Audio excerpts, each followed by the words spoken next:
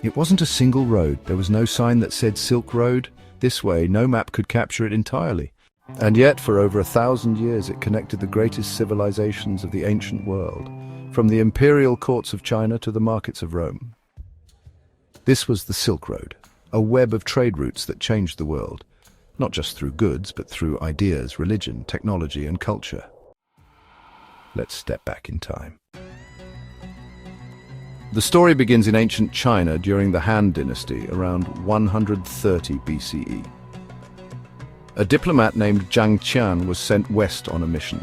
He didn't know it yet, but his journey would open the doors to the largest trade network the world had ever seen. Chinese silk, soft, shimmering, and unlike anything the West had ever seen, became the ultimate luxury. It was so valuable that even Roman senators were known to complain that our women spend too much on Chinese silk.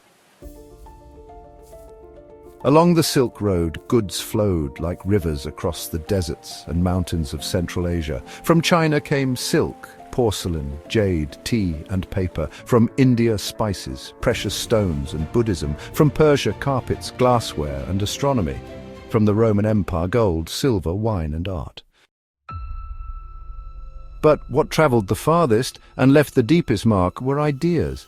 Religions like Buddhism, Islam, Zoroastrianism, and Christianity journeyed with the merchants. Missionaries followed the traders. And in cities like Samarkand and Bukhara, mosques stood beside temples and pagodas. The Silk Road wasn't just East meeting West. It was a cultural fusion on a massive scale. But it was also dangerous. Caravans crossed scorching deserts, freezing mountains, and lawless territories. Bandits were a constant threat. Sandstorms could wipe out entire expeditions, and yet thousands of traders, monks, and adventurers took the risk. Why? Because what lay on the other side was worth it. The heart of the Silk Road was Central Asia, a crossroads of civilization. Oasis cities like Kashgar, Merv, and Samarkand were hubs of trade, learning, and diplomacy. Merchants bartered in dozens of languages. Ideas from Greek philosophy clashed with Chinese Confucianism. And in dusty marketplaces, a Roman coin might change hands for a Chinese scroll.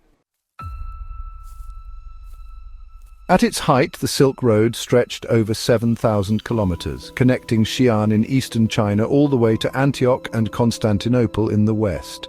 And by sea, trade extended through the maritime silk routes, touching India, Arabia, and even the coast of Africa.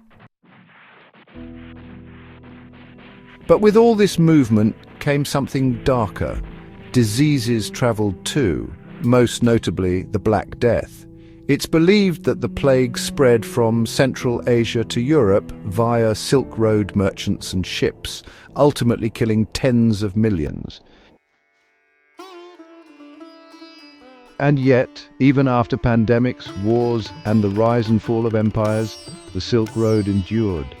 Under the Tang Dynasty, it flourished.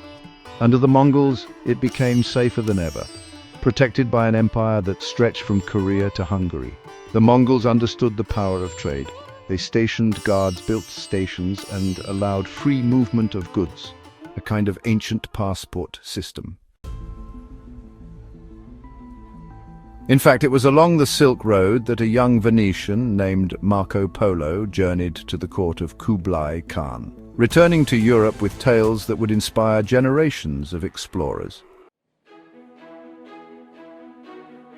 But by the 1400s, the world was changing. Sea routes became faster and cheaper.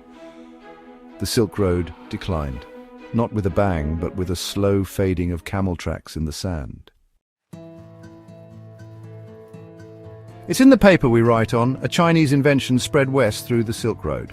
It's in the food we eat, noodles, spices, tea, all products of ancient exchanges. It's in the religions and philosophies that crossed mountains and deserts, forever shaping the minds of distant peoples. Today, we think of the world as globalized. But over 2,000 years ago, long before Wi-Fi and satellites, there was already a global network. It was slower, it was harder, but it was powerful.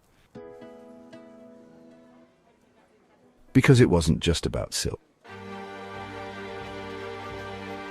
It was about connection, and that is what made the Silk Road the superhighway of the ancient world.